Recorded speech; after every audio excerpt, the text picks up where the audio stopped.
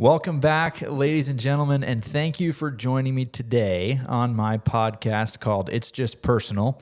Today, we're going to go through the fourth episode, and the episode title is Relationships in Real Estate. That's a cheesy dad joke to get things started for you, but it's a great title because it encompasses what we're talking about today. I'm Zach Falk. I'll be your host. Today with me, I call him the man, the myth, and the legend. I don't know if he likes being called that or not, but it's true. I'll take what I can. Mr. Ian Padron, thanks for coming on. Say hi to our audience. Yeah, great to be here. I'm excited. Awesome. So just a little background on Ian and I. We met approximately about a year ago, and we actually kind of had an initial connection on a sort of social media platform designed for real estate investors called Bigger Pockets. I thought it was realestatepeopleonly.com. Real estate. I spend time in there too. You're right. But what was cool is this gets at the heart of what this podcast is about. Is Ian reached out to just kind of randomly. You were looking for a CPA recommendation, right? Yeah. We were in the process of moving over to the Flathead, and I was going to lose my go-to CPA back in Washington. I was like, I need a person in the Valley. Right. So shot it out there. And all I did was answer it. I'm like, here's a CPA I'd recommend, blah, Yep. blah, blah. And he goes, hey, thanks. And then from there, we actually ended up doing a presentation. Black Diamond came to your office, Windermere. Yep. And we talked about kind of some unique loan products that could help him and his company. And then we kind of started spending some time together, kicked around the idea of getting an investor group going here in the Flathead Valley, similar to some other cities in Montana. And then most recently, we've been working on some transactions together. So that's pretty cool. Absolutely. But yeah, a lot of fun. So one of the things that you'll see from Ian is that I'm plugging for you a little bit, there are very few people that I have met that care as much as Ian does about his clients. And I know that everyone says it all the time. And so you start to hear that and you go, yeah, whatever, everyone says that. In my experience, that's true. We're working on a project right now that requires an intense amount of customer care, and Ian's just put that on display for everyone to see. So I'm excited for today. Are you excited? More than excited. More than excited. Absolutely. All right. Yeah, no, that transaction we're working on together, we're in it. But like you said, clients first, then it becomes easy. It's like, exactly. This is the right thing to do. It's a service industry, right? What Absolutely. we do is a service. So. Yep. Cool. Well, Ian, why don't you start off by kind of telling me a little bit about your background? You are in real estate, so tell us a little bit about that, where you came from. Yeah. Yep. So I got my real estate license in 2017, the age of 24. Didn't go to school thinking I was ever going to be in real estate. Didn't know anything about real estate when my now mentor pitched the idea to me. You know, I was kind of spinning my wheels for years in college, feeling like, man, this is not the place for me. Nothing about it is good.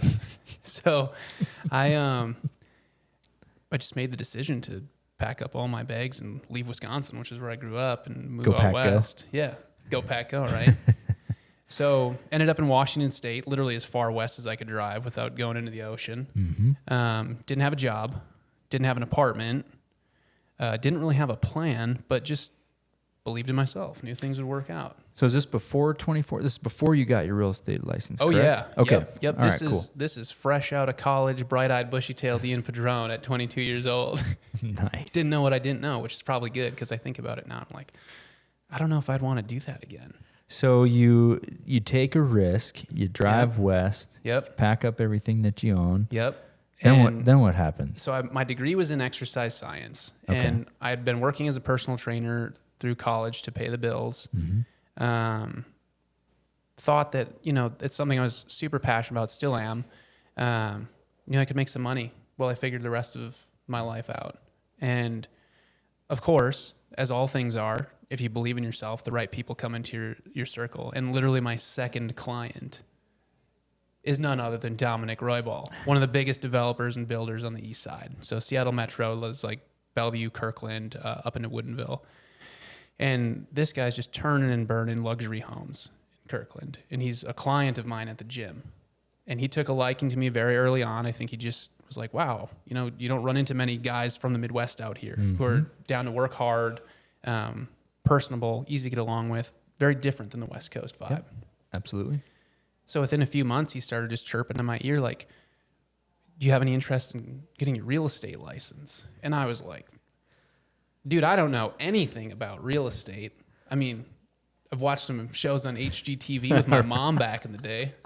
That's about the scope of my knowledge.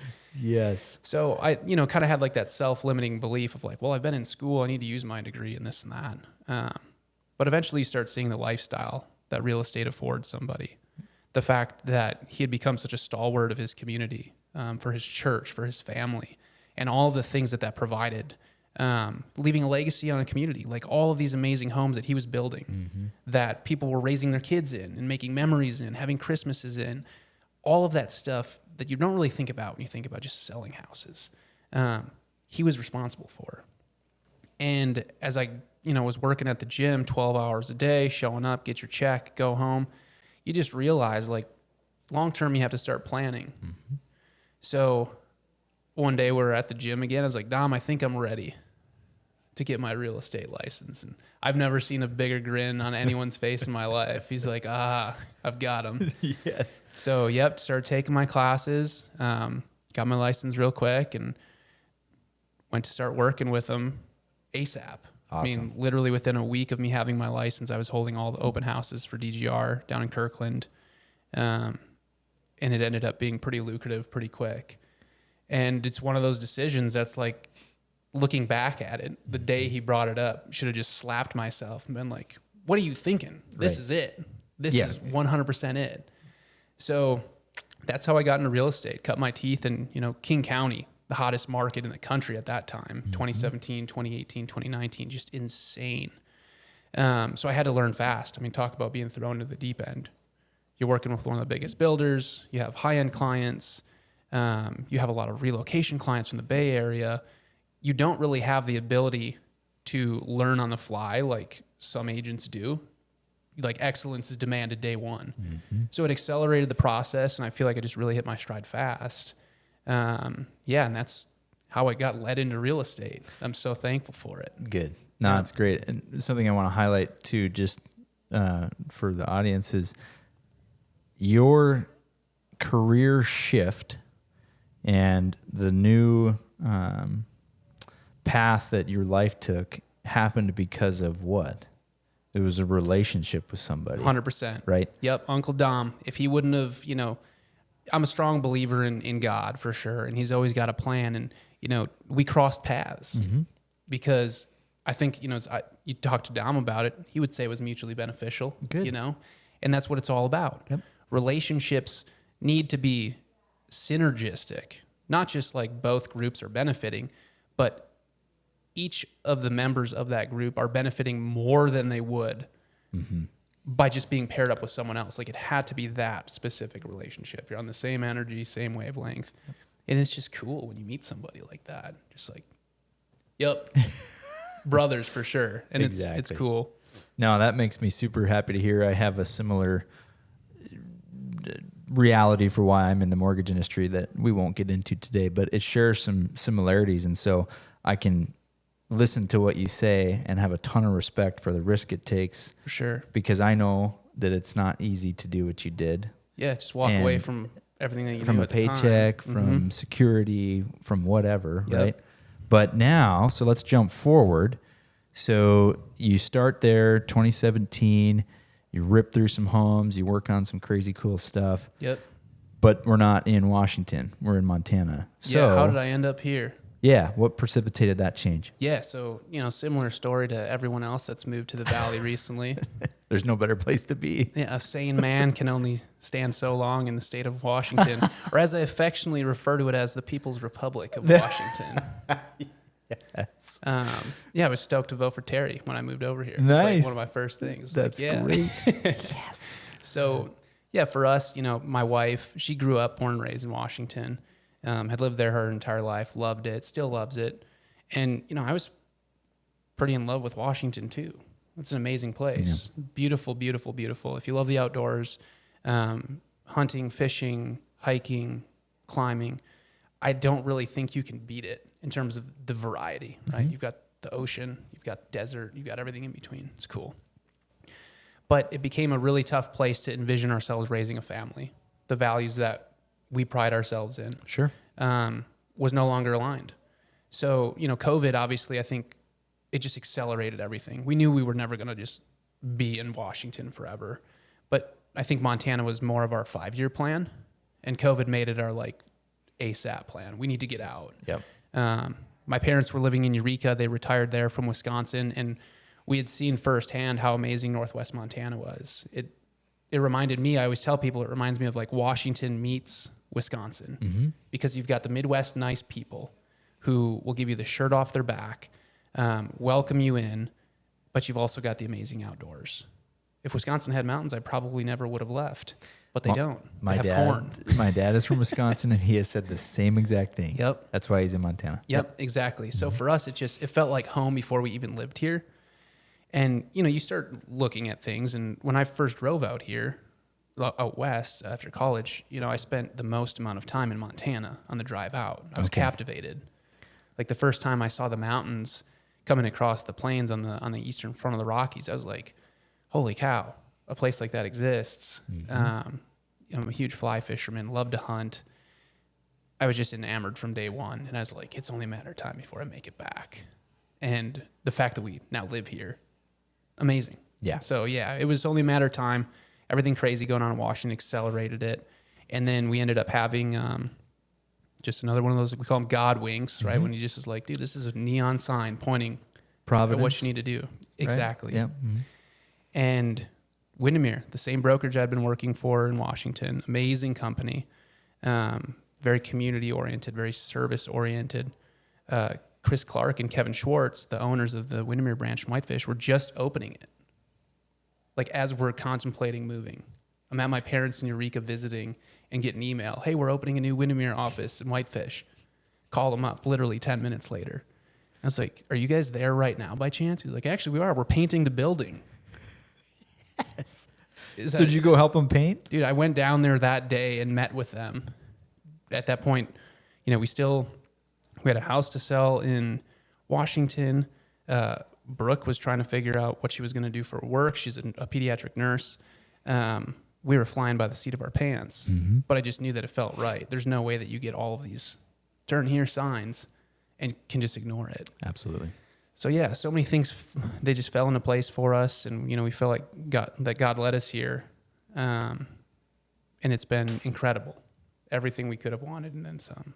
Awesome. So, that makes me happy to hear. So I particularly enjoy hearing how many of the Montana values, the traditional Montana values that you share, it should be an encouragement to people that people coming from out of state, yeah, this should not be met with immediate no. Right. It should be met with a little bit more of a, let's have a conversation. So that's excellent to hear. I'm born and raised Montanan, so I care about this place. I'm glad you're here. Yep, I That's appreciate it big line. time. Absolutely. 100%. And that's the other thing I always like to tell people too. I feel the neighborhood that we moved into here in Montana is so exemplary of what's happening. Most of the homes are newer, built in the last 2 or 3 years. So, that basically that neighborhood encapsulated the biggest influx of people historically into the Flathead. So it's a pretty good cross section of who's actually moving here. Well, 50% of the people that live in our neighborhood are not from Montana, literally moved here from California, Oregon, Washington, Texas. Yep. These places that people are like, oh, a little apprehensive.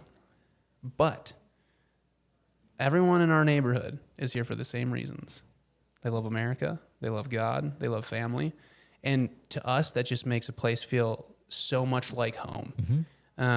We're so thankful for it. So, I get it. If I was a local born and raised here and, home prices were going crazy, I would absolutely be frustrated. But I think more people need to see it as an opportunity because people moving here are very like-minded and they need services.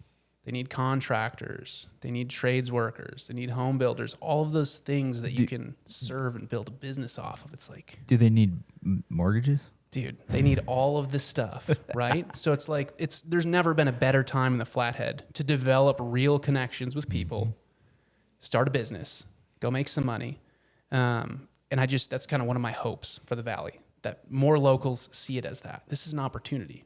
Let's welcome these people who are coming here to fortify the lines and have an awesome, tight-knit community. So, absolutely. No, I like that. Thanks, Ian. That's great. Okay, so then how about let's kind of I'd like to give you a little opportunity to kind of pitch you, because when you're in sales, that's what we do, right? For sure. So you mentioned you work for Windermere. Yep. Would you say that you have a specialty within the world of real estate? Are there things that you're better at than others? Do you do everything?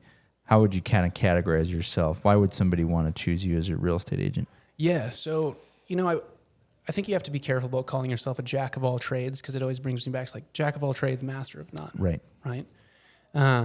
But for me, I feel like I'm very well versed in real estate as a whole. Mm-hmm. When I was in Washington, like I said, very blessed to be thrown into the deep end, working in luxury homes and new construction development, land acquisition. That's kind of like the polar opposite of how most people start in real estate, with working with first-time home buyers. Well said. And for me, I was doing that too. So, I was young. So all my friends were also young, and they were buying their first homes. So I was kind of like burning the candle from both ends to meet in the middle of like, wow, dude, you have this skill set to serve your friend group and your family group who are buying their first homes and need to have their hand held. And it's a huge responsibility and privilege to be able to do that. Educate them along the way in my hope is then to turn every single one of those clients into the other client who can go and eventually develop a property, buy a multifamily property, own multiple rentals. So when you kind of understand both ends of the spectrum, you speak the language pretty fluently. Mm-hmm. So it's pretty rare that any sort of situation in real estate can come across my plate where I'm like, dude, I don't know where to start. Usually it's like, oh yeah, seen it, done it. This is how we do it, and break it down. So I'd say I value being a true asset to my clients. Feel like, I always tell them straight up, like full transparency. If I'm not helping you make more money than I'm making from the transactions we do together, something is going terribly wrong. That is awesome. That's a great way to say that. I don't think a lot of agents think about it that way. I better be careful. I agree, though. Yeah. I don't think they do.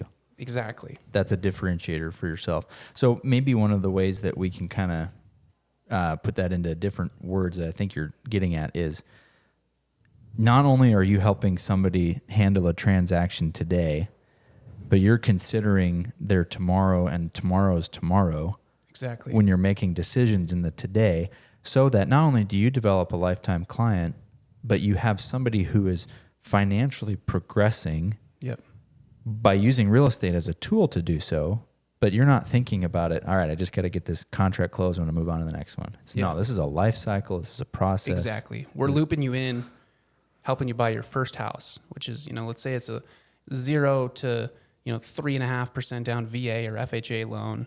You're barely scraping together pennies from under the couch cushions to make it happen for whatever, $200,000, $250,000. We're doing that and educating you on the power of real estate so that in 5 or 10 years, I'm helping you buy your first $1 million house, because you also have a real estate portfolio that's paying for all the other things. And I think that's just like, so many agents get stuck in the rut of just turning deals, being on sides. But when you think about that, they're working for commission. It's commission based. They're a hamster on a wheel. You stop slinging houses, the commission dries up. It's no different than having a 9-to-5 at the end of the day. If you truly understand the asset that you're selling, you need to coach people up to realize its power for building generational wealth.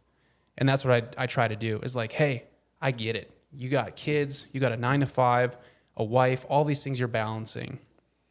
But let's talk about how we can make everything better, amplify all the good in your life by at least being somewhat comfortable in real estate. Because it's the thing that it's just rocket fuel for everything. It really is. Well, and something too that you're getting at there is that it's technically easier to just turn contracts. Yes. And so I think that's a temptation, even as a loan officer on the loan side. That is a temptation that we all have to fight against. Yeah. Because it is harder to serve in a more holistic manner than it is to just turn a contract. Yeah. But this is why I mentioned Ian particularly being excellent for his clients at the very beginning of the podcast, is because this comes through with what he does, and we're seeing that on a transaction we're working on right now. It's not about today, it's about how to make tomorrow better. Yep. And I so appreciate that about you. I appreciate that too, Zach. And, you know, I think we talked about it on the phone the other day, and I think it's such a good analogy just to explain real estate to people, especially the last few years. The market's been so crazy. Mm-hmm. Think about the market as a runaway train. Usually it's just a train going fast, but now it is a runaway train. That train is the real estate market wherever you are. And, you know, the front, the engine, that's your luxury homes in the market. The caboose, that's your starter homes. Most people spend the majority of their life not on the train at all. They're renters for life. And, you know, for some people that works. I'm not here to hate on that at all. But for the vast majority of people, that's not the best option, regardless of if they want to admit that or not. If that train is whipping along, it doesn't matter if you're on the front car or the caboose. You're like exponentially better off than the people who are on the sideline as that train continues to speed up. Because the faster it goes, the harder it is to get on. And if you don't get on when you're young, start at the caboose, you can jump up to a car way easier. Even if it's going 100 miles an hour, who cares? You're going with it because you have a house. And oftentimes when you illustrate that to people, you see it in their eyes. Things start clicking. Like, oh, yeah, it is really analogy. Simple. Yeah. And it's what it all comes down to, coaching and education. Yep. Like, you can make great money as a real estate agent. But in my opinion, you should also provide great value. Absolutely. So something else too that I like to talk about, again, if renting is the right thing to do for whatever circumstance, that's okay. Right. That's okay. However, one of the most impactful points of data for me, because I bought a house at 22, probably about the time similar to where you were, young, right? Yeah. In the grand scheme. Have you ever looked at the equity spread, or I should say the net worth spread between homeowners and renters? It's Have insane. you looked? The numbers are crazy. It's insane. The last one I looked at was 2019, and I did that on purpose so that we didn't have to deal with this spike of appreciation in 20 and 21. Yeah. And it was still about $250,000 in difference between a homeowner and a renter. Exactly. Which is nuts. Yeah. So that fits your analogy, is get on the train if it makes sense for you, because it's going to be worth it for you. Yep, 100%. And that's the other thing. I mean, you know, without getting into the nitty gritty, we should do another podcast on that. Just creative ways to get people into real estate these days. Like, there's so many relationships like the one that we have where someone could come to us and think that, well, we can't afford a house. We could probably come up with about 10 different ways that they could afford a house, no problem. We could probably come up with 5 ways that they could live for free and still own a house. Yes. And that's Preach the thing. it. You don't know what you don't know. But Right. that's why we have jobs, right?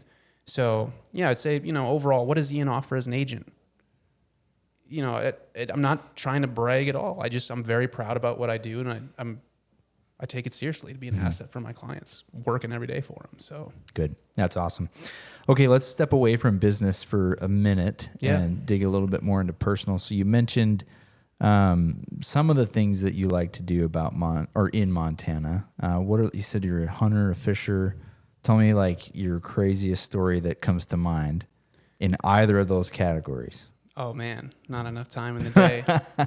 So hunting specifically, I've been really blessed to put together some pretty amazing adventures in the last few years. And, you know, I was led out west for a lot of reasons. I think one of the big ones was to kind of fill this hole in my soul with nature.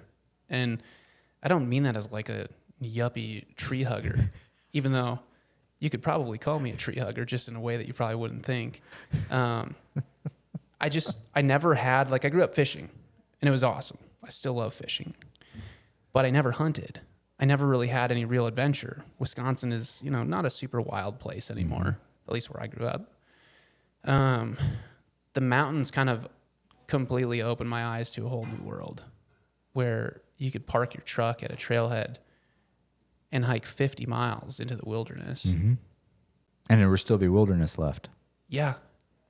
And then I found out that you could take a gun with you and go like extreme grocery shopping. I was like, this just went from the best thing ever to like the only thing I want to do.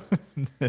So, and it's so funny because like that phase of my life, whenever I sit down to actually write my autobiography when I'm old and decrepit and can't do any of this crazy stuff anymore, I'm going to reflect so fondly upon like that 2-year spread where I didn't care. Prefrontal cortex was still definitely mush because I had no like sense of limitation. I was just like, dude, I'm down for whatever. So I jumped in the deep end with hunting too. I started hunting solo in the wilderness, backpacking. I would just disappear for a week.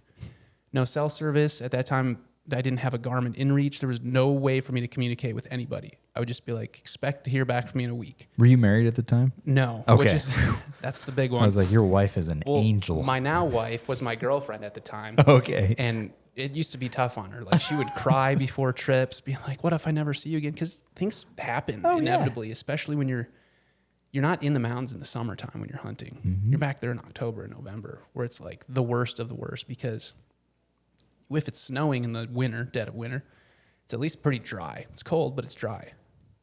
In the fall, it's like that shift. So it's wet, it's cold, it's just miserable. Mm-hmm. So you're living back there in a tent, sleeping on the dirt for a week, trying to kill something. And you're living amongst things that could kill you. A lot of bears, a lot of cougars, a lot of wolves. But I just became addicted with it. So it very quickly progressed into like, okay, how big can I go? Mm-hmm. And my last hunt in Washington, me and my buddy Kyle hiked deep into the Pasayten Wilderness, which is just south of the BC border. It's incredible. One of the most remote places in the lower 48. We hiked in 15.2 miles. Wow. Yeah, it took us about 6 hours to cover that distance, set up camp. I was fortunate enough to kill at that time my biggest buck of my life. And between the two of us, we packed him out. Another 15.2 miles back to where we came from. So we weighed our packs. We always weigh our packs at the truck because otherwise no one would ever believe us. Exactly. My pack was 107 pounds. His pack was 93. This is going in. This is coming out. Oh, this is coming out. Okay. Yep. So we've got half the deer butchered up like on our backs. We're hiking out in the dead of night because there's a storm coming the next day that we don't want to be stuck in. So it's crazy. It's the darkest night I've ever seen. We'd switch off our headlamps whenever we needed to rest. We're down in this canyon. It's kind of cloudy, so there's no star, no moon. And you could put your hand right in front of your face and not even be able to tell anything was there. And it's just, one of those moments you're like, how many people get to experience this? Mm-hmm. Where you are like totally in it. Yep. You don't have time to even think about anything in the real world. That's the real world. If you mess up, you're dead. So stuff like that it's become my why in life. I mean, there's just so much satisfaction after a big hunt, a big fishing trip, a big hike. It's just the stuff that I like think about every day, every single day. So do you carry a GPS now when you go? I do. All right. Yeah, I've got a little Garmin inReach, so it like syncs to my phone. And part of me, it's so funny because I appreciate it because it makes my wife, Brooke, feel good. And at the end of the day, that's what matters. That is super important. Yes. But when I first got it, I felt a little dirty. It's no longer authentic and I was like, dude, genuine. The boys back in the day were rolling around in like moccasins with a musket and be like, hey, see you in a couple years. Now it's like, you can't go out there for a week without a cell phone. Come on, bro. You're getting soft. Mm-hmm. But, technology changes. Life gets easier. Might as well use it. It'd be pretty stupid to end up with a broken leg back there and be like, oh, if I only had this little $200 gadget, I could be in like a much better place. We have a joke in the office that if you ever, we'll just go morbid for a minute. If you ever die doing something dumb, you will forever be labeled as the guy who died doing something dumb. It's true. Right? And so there's definitely sometimes that enters our minds and we're like, man, I just hope this does not go into a news article if it goes poorly. Yes. That's probably where your mind's going. Don't be that guy. Exactly. Make smart decisions so that at least if you do die, it's like a pretty cool story. Right. He did the right thing and it's just, all right. Yeah. Yeah. Wow. No miscalculations. Amazing. Yep. No Blaze of glory. Yes, exactly. Yep. Awesome. Cool. So let's shift over to, I like to ask this question to people, particularly those in sales. Yeah. So we've talked a lot about how you've transitioned from personal training to real estate agent in Washington, and then real estate agent in Montana, and the different categories of real estate that you've served in. So what that does for you is it creates a book of business, right? It creates referrals. It creates reputation, right? Yeah. So I like to ask this because I think it helps keep our minds sharp as salespeople. What if, because good business creates good business, right? I think that's part of it. Is if you do a really good job for somebody, that's going to produce more business for you because it's a transaction that you did well on. Yeah. But what if all of that past accomplishments, the relationships, what if all that goes away and you had to start today and figure out how to go find clients to put food on the table for your family? Right. What would you do? Yeah. Well, there's no better question to ask me because I walked away from an awesome network, an awesome circle in Washington where things were rolling, phone was ringing without having to really do much except for be a rock star for my current clients. Mm-hmm. I learned very early on that your next transaction is in your current transaction. Yes. And that was one of my biggest apprehensions with leaving Washington, despite how crazy it was, is that I was leaving my people, and my people are my business. And I'm going to have to start fresh. But what I found here in Montana, starting fresh in a place where it's easier to make friends and easier to make meaningful connections, it's actually been pretty awesome because you have instant qualifiers that someone likes you, knows you, trusts you. Yep. A lot of times in Washington, I wouldn't really have a whole lot in common with my clients. They're tech workers, from California, really not into the outdoors. I'm just a guy to sell them a house and help them make some money. Mm-hmm. Here, it's like, you can go hunt and fish and ski and hike and bike and boat with your clients. They're your friends. Mm-hmm. They're your family. And that's pretty special, right? It's not like you're not trying to blur the lines between business and friends and family. It is what it is in real estate. Mm-hmm. Like your people are your business, your livelihood. So I would say early on over here, I just learned get involved. Yeah. And it doesn't even have to be with real estate specifically. Like joined Mule Deer Foundation. It's an awesome nonprofit for hunting. Give back to a resource that I love. It's an instant qualifier to other guys that hunt. Holy cow, yeah, he's a real estate agent, but he also hunts. And he volunteers a ton of time to Mule Deer Foundation, which I also do. So it's like an instant qualifier, and you're just in.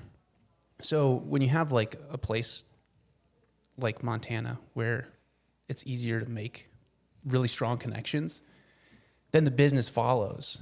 It might not be as fast as paying for leads and having a big Zillow landing page and all of those things, but it's more, I think, long-term, more fulfilling. And authentic, too. Exactly. Yeah. Exactly. And it's, for me, like my first year here was almost exclusively business building. You don't just jump in and all of a sudden you're like drowning in deals.